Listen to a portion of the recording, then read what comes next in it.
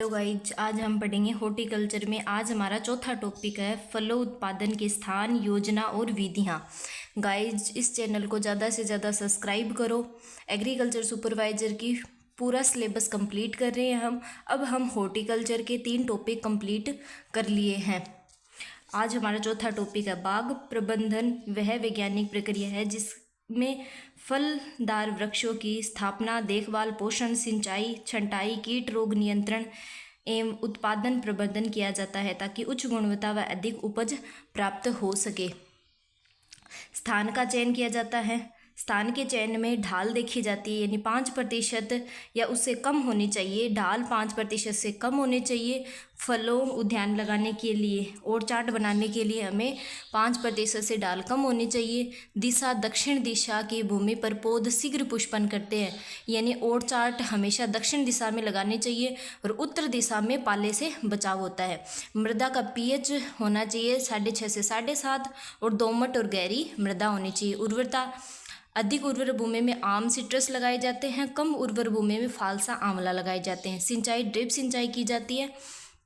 और बचाव के लिए लवणीय जल का प्रयोग न करें, विशेषकर सिट्रस और आम के अंदर। पाला के नियंत्रण के लिए 0.1% H2SO4 यानी गंधक अम्ल का छिड़काव करना चाहिए। अब हमें लेआउट कैसे तैयार करना है, भूमि की आकृति देखते हैं। समतल भूमि होनी चाहिए।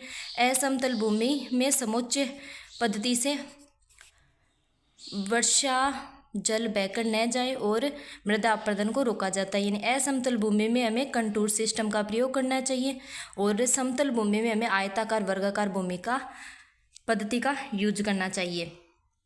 फिर है पर्वतीय क्षेत्रों में बेंच टेरेसिंग का प्रयोग करना चाहिए। फिर है और चार्ट प्लानिंग के लिए हमें बाड़बंदी करनी चाहिए। करोंदा, बबुल, मेहंदी, नागफनी का यूज किया जाता है। पवन रोधी वृक्ष लगाए जाते हैं।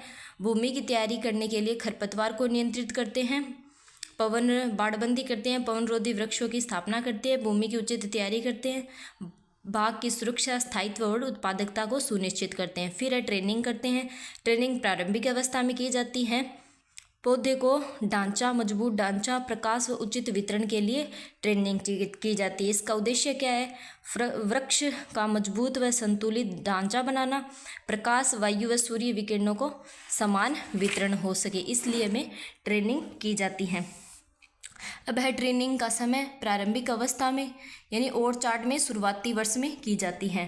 ट्रेनिंग की विधियाँ सेंट्रल लीडर सिस्टम, सेब, नाशपाती, अंगूर में की जाती है। खुला या कटोराकार, आलू बुखारा, खुमानी, सिक्कू में की जाती है, यानी शीतोष्ण फलों में की जाती है।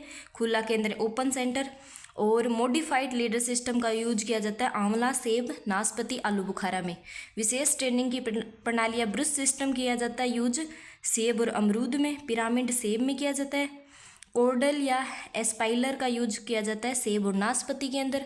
बहु तना प्रणाली अनार, अंजीर में की जाती है। फ्रेंच व हेज सिस्टम आम, अमरूद में की जाती है। फिर अंगूर में ट्रेनिंग की विधियाँ हेड सिस्टम, परलाइट और डीलाइट के अंदर हेड सिस्टम का यूज किया जाता है। ये किस्म है अंगूर की। टिफिन प्रणाली या फोरकेन सिस्टम, इसका यूज ब्यूटी सीडलेस और मस्कट में किया जाता है। टेलीफोन या ओवरहेड सिस्टम, मध्यम वृद्धि वाली किस्मों में टेलीफोन या ओवरहेड ट्रेलिस का यूज किया जाता है। बावर पंडाल या परगोला सिस्टम भारत में सर्वाधिक इसी का यूज किया जाता है। ये अनाब ए शाही, बेंगलोर ब्लू, थॉमसन सीडलेस में इसका यूज किया जाता है। इसका 20 अनुपात होता है, 2.09:1 होता है। ट्रेनिंग के बाद प्रूनिंग आवश्यक होती है ताकि नया फ्लश विकसित हो सके। ट्रेनिंग से पौधे की संरचना, फलन, आयु, गुणवत्ता में सुधार होता है। अब है प्रूनिंग का समय। प्रूनिंग क्या होती है? प्रूनिंग विकसित वृक्षों की छंटाई, टहनियाँ, पत्तियाँ को नियंत्रित रूप से हटाना ताकि उपज, वृद्धि, आकार नियंत्रित रहे। पुष्पन और फलन को नियंत्रित कर रोगग्रस्त जो टहनियाँ होती है उसको हटा दिया जाता है। बेर में ग्रीष्म काल में किया जाता है, अप्रैल मई में प्रूनिंग की जाती है। फालसा में दिसंबर में की जाती है। खजूर में लीफ प्रूनिंग की जाती है जून में 75 से 100 पत्तियाँ आ जाए तब। अंगूर में 2 बार की जाती है। दक्षिण भारत में बैकवर्ड प्रूनिंग अप्रैल में, फॉरवर्ड अक्टूबर में। उत्तर भारत में दिसंबर जनवरी में की जाती है। फिर है बेंडिंग यानी पार्श्व शाखाएं या फलन को बढ़ावा देने के लिए अमरूद में की जाती है। छाल उतारना अंगूर में की जाती है। गडलिंग अंगूर में की जाती है। 2 से 3 mm की छाल उतार दी जाती है। अंगूर में सामान्य मार्च अप्रैल में गडलिंग की जाती है। किस में की जाती है? अंगूर के अंदर की जाती है, मार्च अप्रैल में की जाती है। 2 से 3 mm छाल उतार दी जाती है। जामुन का आकार मिठास, इससे जामुन का आकार भी अच्छा होता है, मिठास भी अच्छी आती है। जड़ प्रूनिंग की जाती है सिट्रस में। कब की जाती है? दिसंबर जनवरी में। प्रूनिंग के प्रकार है थिनिंग आउट, पूर्ण टहनी हटाना, हैंडेड बैग शाखाओं के सिरे हटाना, स्टिकिंग निचली शाखाएं हटाना, डी होर्निंग भीड़ भाड़ वाली बड़ी शाखाओं को हटाना। फल वृक्षों की संरचनात्मक शब्दावली क्रोच, यानी तने और शाखा के बीच जो कोण होता है उसे क्रोच कहते हैं। चौड़ा क्रोच मजबूत होता है और संकरा क्रोच कमजोर होता है। शाखा और तने के बीच में जो स्थान होता है उसे कहते हैं क्रोच। चौड़ा क्रोच अच्छा होता है। फिर है स्पूर यानी छोटी टहनियों पर जो फल लगते हैं वो सेब और अंगूर के अंदर लगते हैं, जिसे स्पूर कहते हैं। तना ट्रंक हमें पता है, जो लकड़ी मोटी लकड़ी होती है उसे ट्रंक या तना कहते हैं। अब है बाग लगाने की विधियाँ। वर्गाकार विधि, आयताकार, त्रिभुजाकार, षटभुजाकार और क्विक्सेंस या फिलर विधि। वर्गाकार विधि, पौधे से पौधे की दूरी और कतार से कतार की दूरी बराबर होती है। सबसे सरल है, सुविधाजनक है, सर्वाधिक प्रचलित पद्धति है। ये यूज की जाती है आम, सिट्रस, अमरूद में। आयताकार विधि वर्गाकार विधि के समान ही होती है, परंतु इसमें कतार से कतार की दूरी ज़्यादा होती है, पौधे से पौधे की दूरी कम होती है। त्रिभुज विधि, इसमें 3 पौधे मिलकर त्रिभुज का निर्माण करते हैं। 10% से अधिक ढाल वाली असमतल भूमि के लिए उपयुक्त है ये त्रिभुज विधि। इसमें लगभग 11% पौधे कम लगते हैं। ये आम की आम्रपाली के लिए अच्छी है। षटभुजाकार या समद्विबाहु विधि, इसमें 15% अधिक पौधे लगते हैं, अधिकतम स्थायी पौधे ही लगते हैं। शहरी क्षेत्रों के पास में लगाई जाने वाली पद्धति भी कौन सी है? षटभुजाकार। लेआउट बनाना जटिल होता है, सिट्रस, अमरूद, आम के लिए अच्छी है।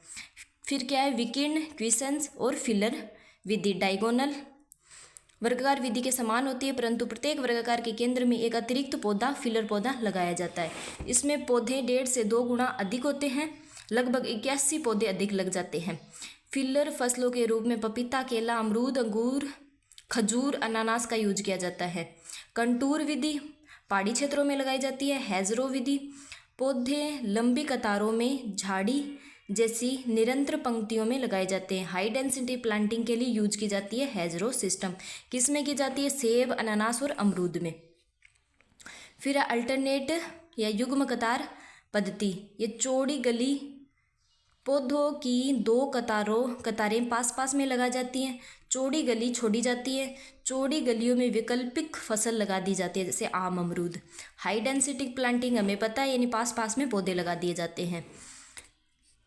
ये सबसे पहले कहाँ पे की गई? 1960 में यूरोप में सेब में की गई। बोना मूल वृंत M9 और M26 का प्रयोग किया गया। भारत में ये यूज की गई अमरूद में CISH लखनऊ के द्वारा। बाद में आम, सिट्रस, केले में इसका यूज होने लगा। ये विधि, ये यहाँ से क्वेश्चन आया था NSC में, NSC के अंदर 2024 में यहाँ से क्वेश्चन आया था।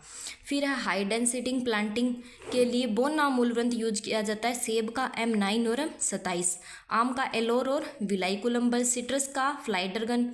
वृद्धि नियंत्रक रसायन पेक्नाब्यूटाजोल, आम में CC है, अमरूद में। हम 10 या हाईएस्ट 15 मिनट के अंदर हम हमारा पूरा टॉपिक कंप्लीट कर रहे हैं। इससे बेस्ट क्लास आपको नहीं मिलेगी। चैनल को ज़्यादा से ज़्यादा सब्सक्राइब करो। अल्ट्रा हाई डेंसिटी प्लांटिंग या मीडो ऑर्चार्ड, विश्व में इजराइल द्वारा विकसित, भारत में प्रथम अमरूद का मीडो ऑर्चार्ड CISH लखनऊ में 2x1 मीटर की दूरी पे लगाया गया था। ये यूज की जाती है किसमें? अमरूद, सेब, आड़ू के अंदर। अब है घनत्व। आम की आम्रपाली जो किस्म है उसको लगाया जाता है 2.5 x 2.5 मीटर पर। 1600 पौधे लगते हैं। अमरूद की जो ललित किस्म है उसको लगाया जाता है 2 x 1 मीटर पर। केला के ग्रेड 9 है उसको लगाते हैं 1.2 से 1.2 मीटर पर। अनार की भगवा किस्म है उसे लगाते हैं 2.5 से 3 मीटर पे। सिट्रस की किन्नू किस्म है उसे लगाते हैं 1.8 x 1.8 पे। सेब की M9 जो मूलवृंत है उसको लगाते हैं 1 x 3 मीटर पे। 33,333 पौधे लगते हैं।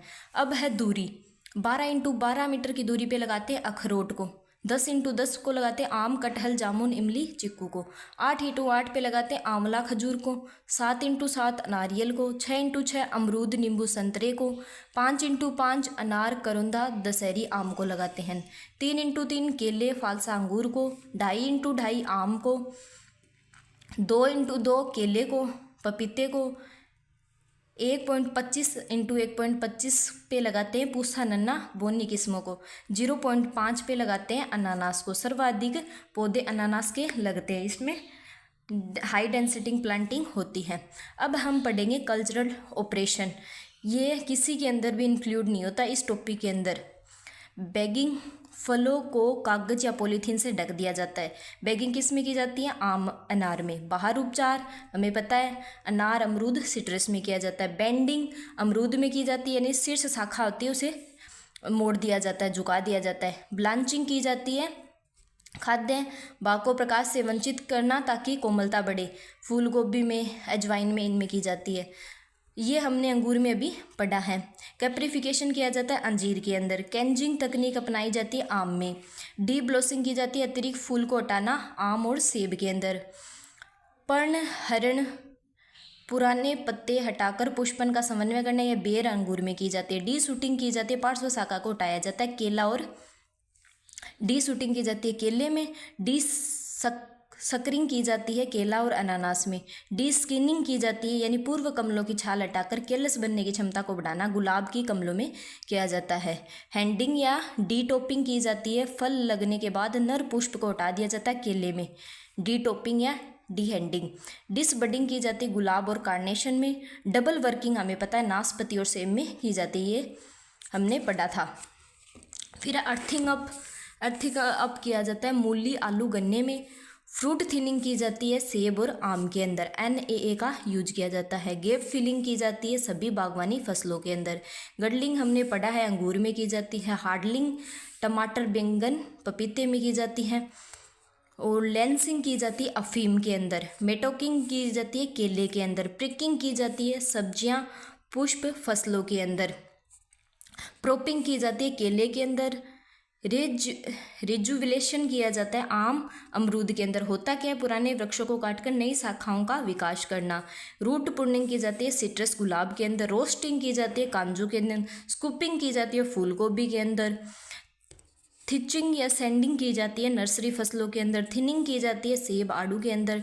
टॉप वर्किंग की जाती है आम, सिट्रस के अंदर। पुरानी वृक्ष पर नई उत्तम किस्म की ग्राफ्टिंग के लिए की जाती है। वेपर हीट ट्रीटमेंट आम के लिए किया जाता है, ये आम के अंदर हम पढ़ते हैं फल मक्खी के नियंत्रण के लिए। वैक्सिंग की जाती है सभी जो फल होते हैं उसके ऊपर मोम की परत चढ़ा देते हैं, ये सेब, सिट्रस, अमरूद में की जाती हैं। 13 मिनट के अंदर हमने ये पूरा का पूरा टॉपिक कंप्लीट कर लिया है। आज हमारा ये चौथा टॉपिक था, पीछे हमने 3 टॉपिक कंप्लीट कर लिए। थैंक यू गाइज, ज़्यादा से ज़्यादा चैनल को सब्सक्राइब करना।